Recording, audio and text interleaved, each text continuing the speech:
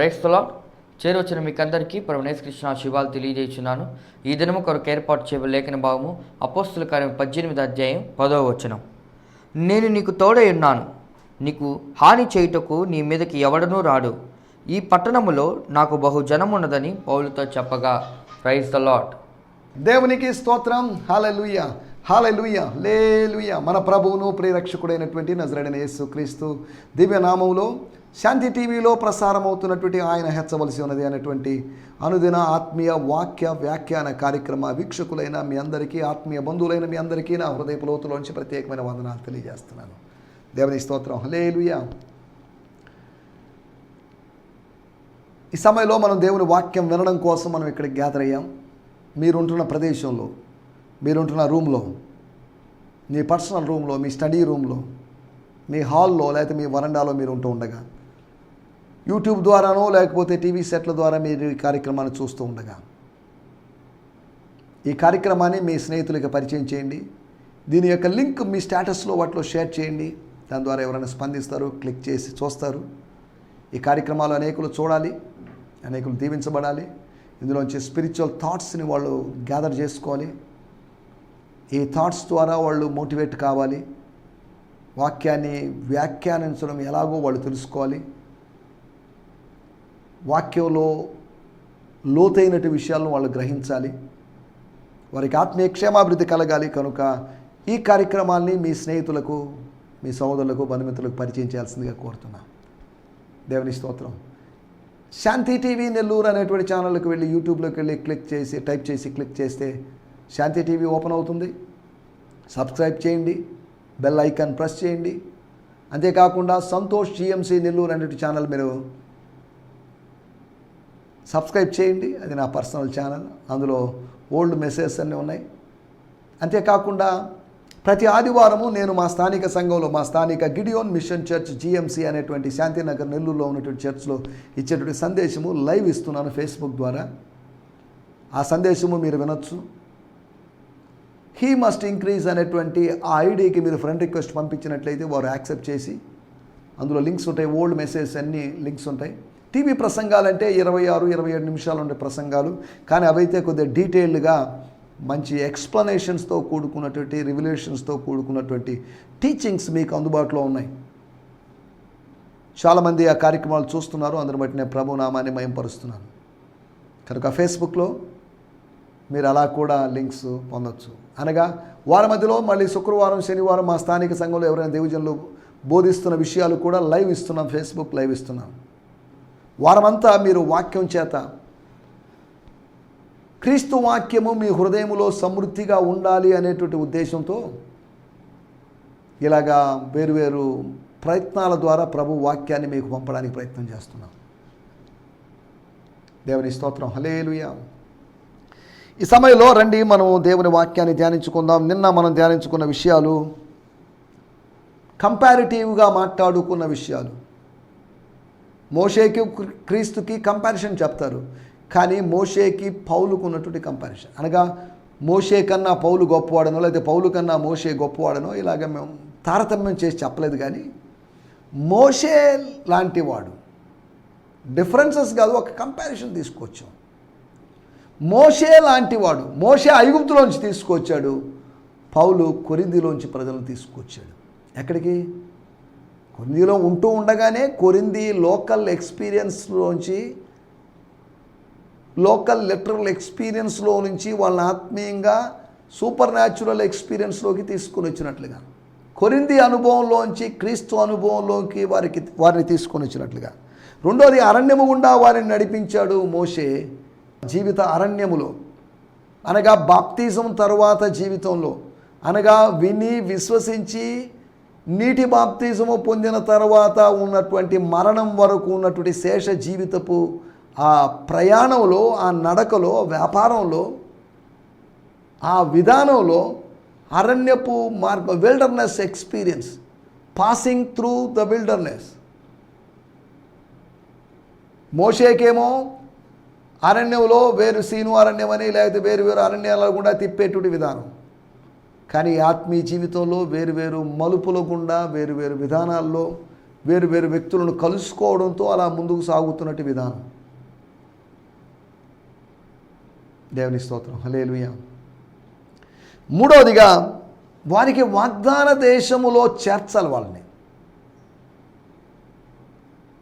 ఎక్కడో అరణ్య మధ్యలో రాలిపోవడం కోసం కాదు. ఐగుప్తీయుల్ని దేవుడు పిలిచి ఐగుప్తు దేశంలోనే ఇశ్రాయేలుని పిలిచింది. ఆ కాలపు అంజూరపు పండ్లలాగా అరణ్యములో వాళ్ళు రాలిపోవడం అనేది విచారకరమైన విషయం. వాళ్ళు అలా రాలిపోకూడదు. అలాగని వారు వాగ్దాన దేశంలో రాలిపోవాలని కాదు ఆయన యొక్క ఉద్దేశం. అకాలపు పండ్లలాగా కాదు, సకాలపు పండ్లలాగా వాళ్ళు ప్రజలకు ఆరోగ్యమును ఆహారమును రుచిని ఇచ్చినట్లుగా వాళ్ళు అలా ఉండింటే బాగుండేది. కానీ అలా ఉండలేకపోయారు. వాళ్ళు గమ్యాన్ని చేరుకోలేకపోయారు. వాళ్ళు డెడ్ ఎండ్స్ని చేరుకున్నారు కానీ డెస్టినీస్ని చేరుకోలేకపోయారు. బయలుదేరి వచ్చిన వాళ్ళందరూ వచ్చినటువంటి 20 లక్షల మంది నేరుగా వెళ్ళిపోయారని కాదు, వాళ్ళు ఆగిపోయారు. సోయరుకు చేరకుండా ఉప్పు స్తంభంలాగా మారినటువంటి లోతు సతీమణిలాగా కదా వాళ్ళందరూ ఆగిపోయారు. ఆత్మీయ జీవితంలో అర్ధాంతంగా ముగించాల్సిన పరిస్థితి ఏర్పడింది. దేవుని స్తోత్రం. ఈ సమయంలో మనం ఆలోచిస్తున్న మాట, 4వ మాట, వారిని వాగ్దాన దేశము అనడానికి 105వ కీర్తన 45వ వచనములో, 78వ కీర్తన మరియు 105వ కీర్తన ఇశ్రాయేల్ యొక్క ఇట్టి ప్రయాణాన్ని గురించి ప్రస్తావించబడింది. 105వ కీర్తనలో ఆ మాట చదువుతాను. ఇక్కడ ఎలా ఉందో మరి ప్యాషన్ ట్రాన్స్లేషన్లో. ప్యాషన్ ట్రాన్స్లేషన్ నాకు కొత్త తర్జుమా కనుక నాకు ఇందులో పదాలు అవి గుర్తులేవు. 105:45 నేను చదువుతున్నాను. All this was done for them so that they would be faithful to keep the ways of God, obeying His laws and following His truths. Hallelujah, praise the Lord. Yes, 44లో రాయబడింది. He gave them lands and nations, just like He promised. Fruitful lands of crops they had never planted were now theirs. He gave them lands and nations. వాళ్ళకి భూములను ఇచ్చాడు, జాతులను ఇచ్చాడు, దేశాలను ఇచ్చాడు. Just like he promise అని రాయబడింది. అన్నిల భూములను వారికి ఇచ్చాడనే మాటకి ఇలా తర్జుమా చేస్తున్నారు. As he promised he would give something. As he promised he would give us the land. అక్షరార్థమైన ల్యాండ్ కాదు, అక్షరార్థమైన భూమి కాదు, spiritual land. That is land in Beulah. Beulah దేశపు ల్యాండ్లో మనకిస్తాడు. భారతదేశపు ల్యాండ్ కాదు, బ్యూలా దేశపు ల్యాండ్ అంటే మట్టిలోకపు ల్యాండ్ కాదు, కానీ మహిమలోకపు ల్యాండ్ మనకిస్తాడు. అనగా అక్షయమైనది, నిర్మలమైనది, వాడబారిందైనా స్వాస్థ్యం ఇస్తాడు అని చెప్పడమే అందులో ఉద్దేశం. దేవుని స్తోత్రం, హల్లెలూయా. తర్వాత 5వదిగా వాళ్ళని తీసుకొని వచ్చాం. ఎక్కడికి తీసుకొని పోవాలి, ఏం చేయించాలి, వాళ్ళు ఎక్కడున్నారు, ఎక్కడున్న వాళ్ళని ఎక్కడి నుంచి బయటికి రప్పించాలి, దేని గుండా నడిపించాలి, ఎక్కడికి చేర్చాలి, ఎక్కడికి చేర్చి ఏమి చేయించాలి, ఇవి విషయాలు. ఈ 4 విషయాల ఆధారంగా నిన్న మనం కొన్ని విషయాలు ఆలోచించాం.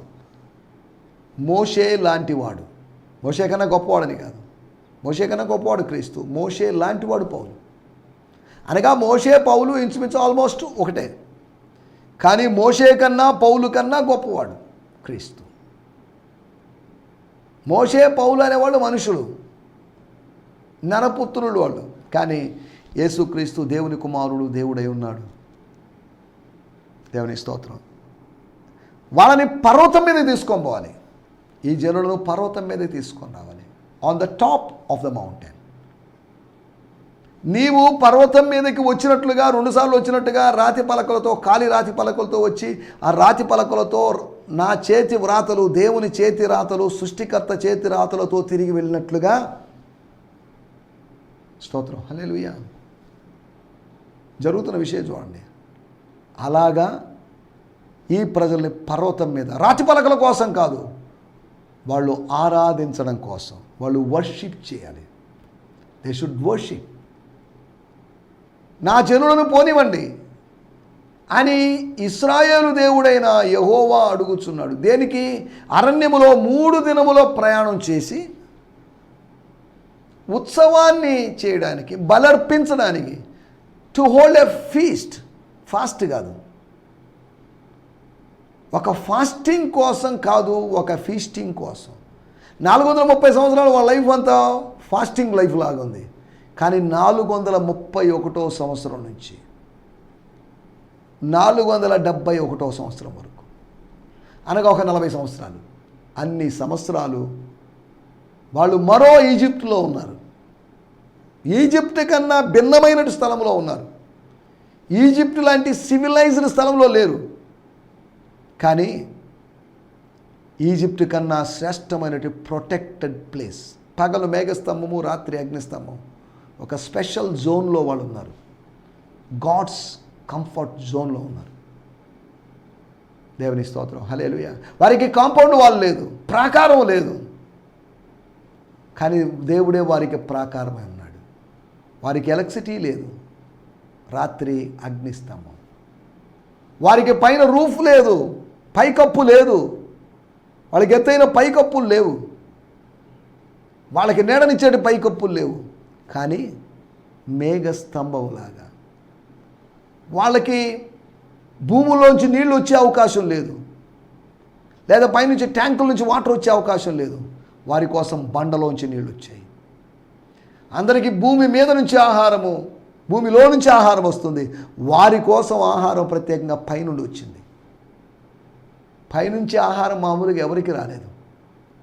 పైనుంచి వచ్చే వర్షాన్ని ఎవరు తినలేరు, పైనుంచి వచ్చే మంచుని ఎవరు తినలేరు. కానీ పైనుంచి వచ్చిన మన్నాను వాళ్ళు భుజించారు. దేవుని స్తోత్రం. 1-2 రోజులు కాదు, 40 సంవత్సరాలు. ఒక 4 గంటలు భుజించుంటే, 4 నిమిషాలు భుజించుంటే అది వేరుగా ఉండేది. అది నిజమా కళ, నిజమా అర్థం కాని పరిస్థితి. 40 సంవత్సరాలు తిన్నారంటే దట్స్ ఎ ఫ్యాక్ట్. దానికి సాక్షులు ఒకరిద్దరు కాదు, 20 లక్షల మంది ప్రజలు. దేవుని స్తోత్రం. 20 లక్షల మంది ప్రజలు 40 సంవత్సరాలు, రోజుకు 3 పూటలు లేదా 2 పూటలు 3 పూటలు వేసుకున్నా కానీ ఎన్ని సంవత్సరాలు వాళ్ళు తిన్నారు చూడండి. ఎన్ని రోజులు వాళ్ళు తిన్నారు. దేవుని యొక్క ప్రొటెక్షన్ను అనుభవించి, దేవుడి యొక్క ప్రొవిజన్ను అనుభవించి, దేవుడి యొక్క ప్రెజెన్స్ని అనుభవించి, they enjoyed the protection of God, they enjoyed the presence of God, they enjoyed the provision of God. అనుభవించారు వాళ్ళు. దైవికమైన వాటిని, ఆశీర్వాదాలని వాళ్ళు అనుభవించారు.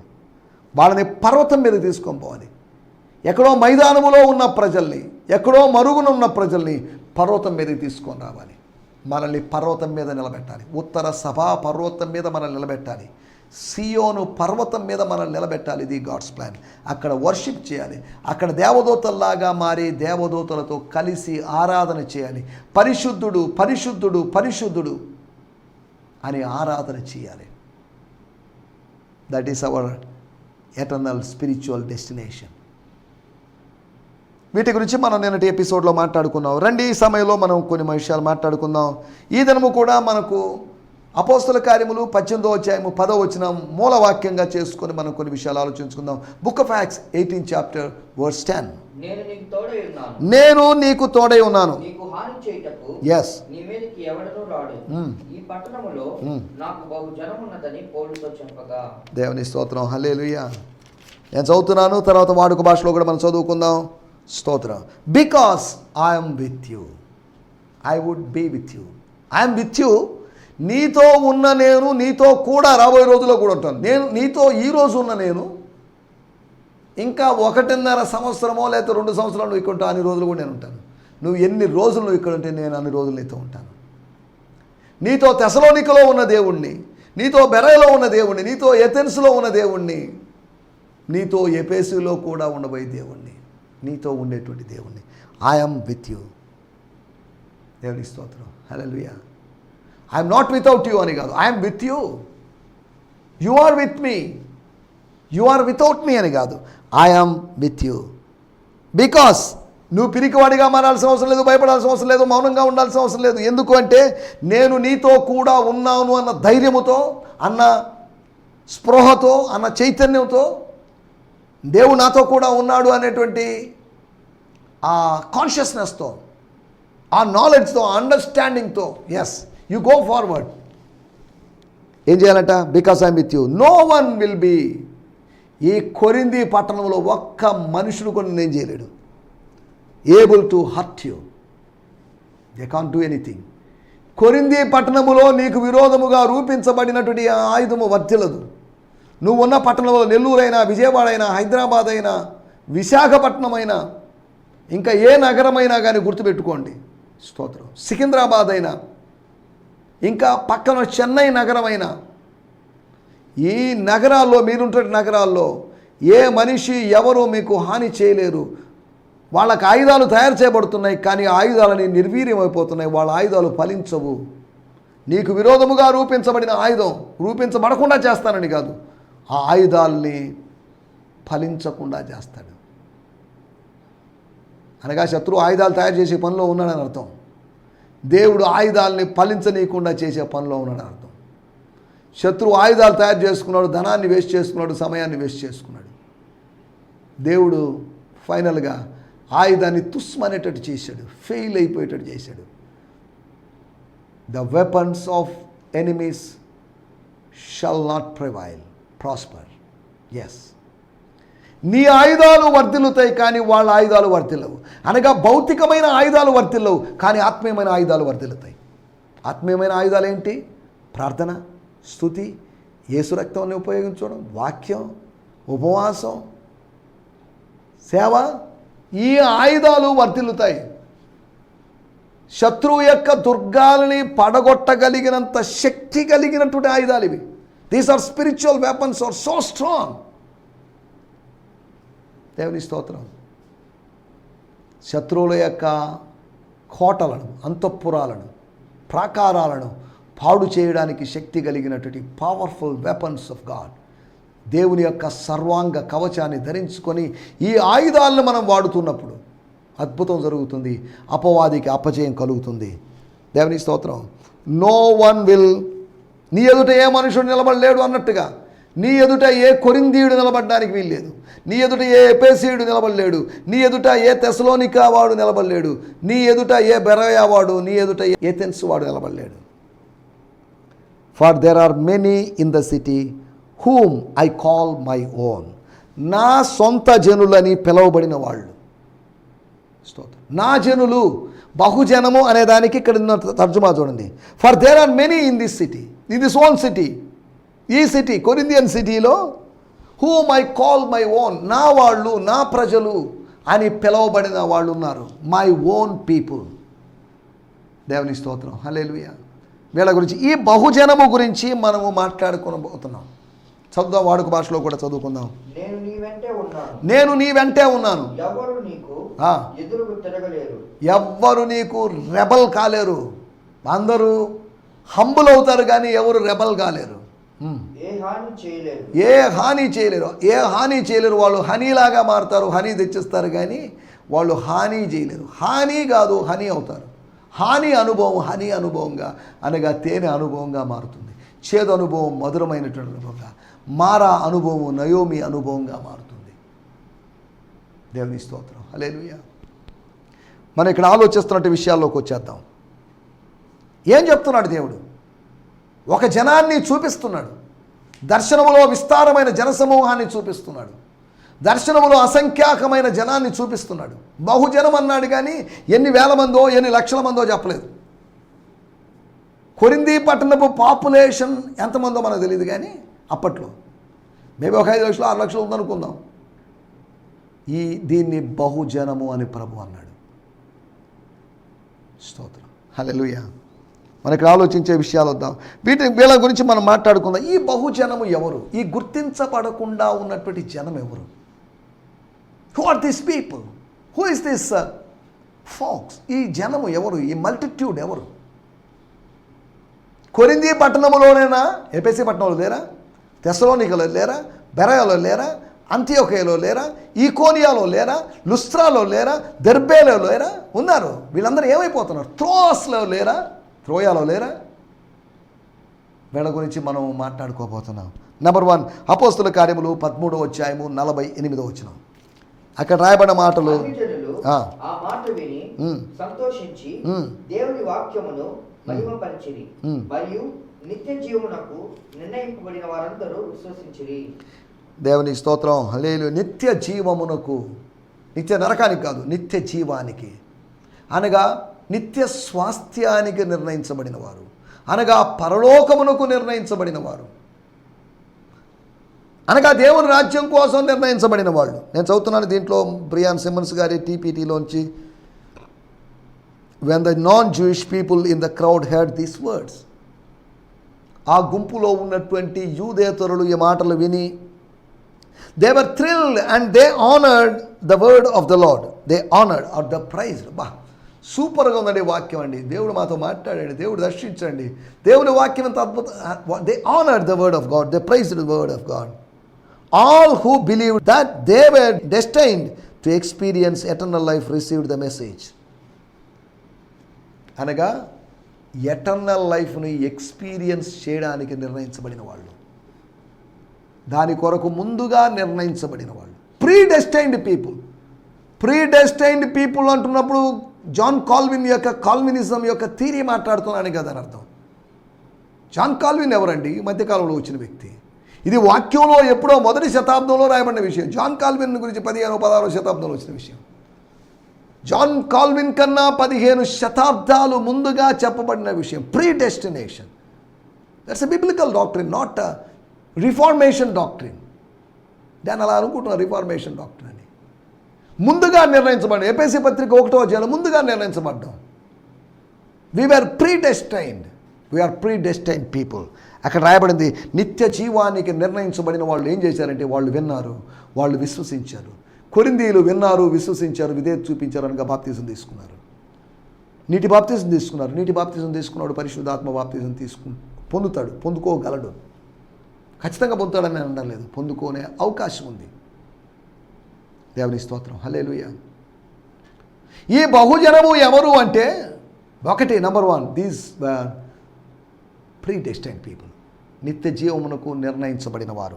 రెండో విషయము వీళ్ళెవరు అని మనం ఆలోచిస్తే అపోస్తల కార్యములు 17వ అధ్యాయము 26-27 వచనాలు కలిసి ఉన్నాయి. అనగా మన మార్స్ హిల్లో, అనగా ఏథెన్స్లో పౌలు గారు చేసినట్టు ఒక అద్భుతమైన ప్రసంగంలోని మాట. మరియు యావత్ భూమి మీద కాపురముండుటకు, యావత్ భూమి మీద అనగా ఈ భూమి మీద నివసించుటకు ఆయన ఒకనిలో నుండి, అనగా ఆదాములో నుండి ప్రతి జాతి మనుషులను, ఆదాములో నుండి మనుషులను సృష్టించి, ఆదాము ద్వారా మనుషులను రప్పించి, వారు ఒకవేళ ఈ మనుషులందరూ ఆదాము కుమారులు అనబడిన వాళ్ళందరూ దేవుని సృష్టికర్తను దేవుళ్ళని కాదు, వారు ఒకవేళ ఒక దేవుని కాదు, వారు ఒకవేళ దేవుని, in case if are they find, ఒకవేళ దేవుణ్ణి తడవులాడి కనుగొందురేమో. దేవుని స్తోత్రం. హల్లెలూయా. అని తను వెతుకు నిమిత్తం నిర్ణయ కాలమును వారి నివాస స్థలం యొక్క పొలిమేరలను ఏర్పరచను. ఆయన మనలో ఎవరికి దూరముగా ఉండువాడు కాదు. అనగా ఇక్కడ తడవులాడి కనుగొన్నవారు, సువార్త వినిపించబడడం ద్వారా సువార్త సత్యాల్ని ఆత్మీయ గుడ్డివాళ్ళైనప్పటికీ కూడా తడవులాడి కనుగొన్నవారు.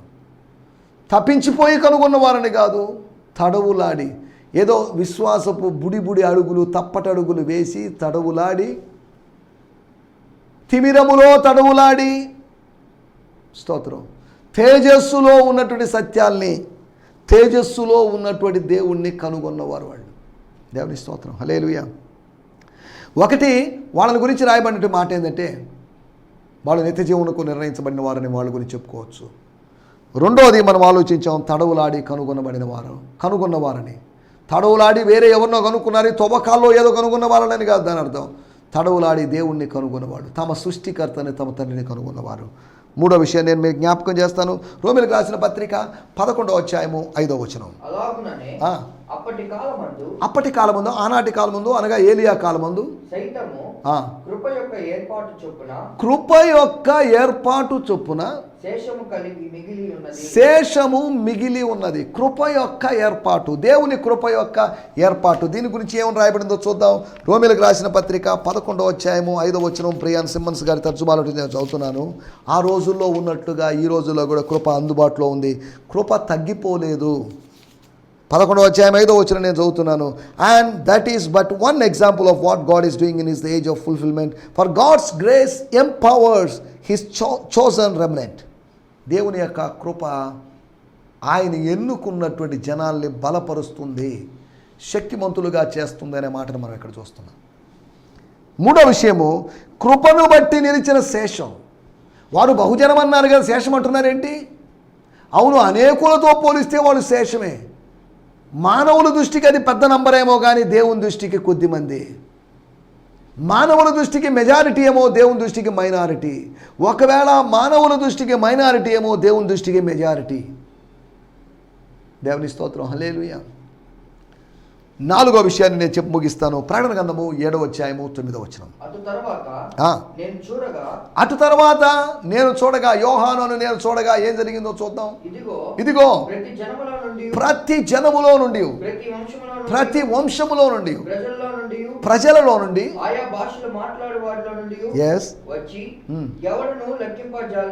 ఎవడు లెక్కింపజాలని, ఇన్యూమరబుల్ ఏంజల్స్ అని కాదు, ఇన్యూమరబుల్ పీపుల్, అసంఖ్యాకమైన ప్రజలు వచ్చారు.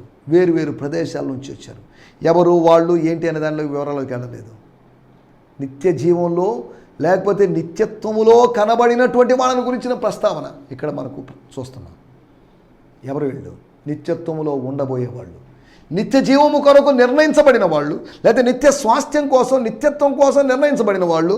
అంతేకాకుండా వాళ్ళు తడవలాడి కనుగొన్నవారు. అంతేకాకుండా వాళ్ళు కృపను బట్టి శేషముగా మిగిలిన వారు. అంతేకాకుండా వాళ్ళని గురించి పరలోకములో నిలవబోయేవాళ్ళు.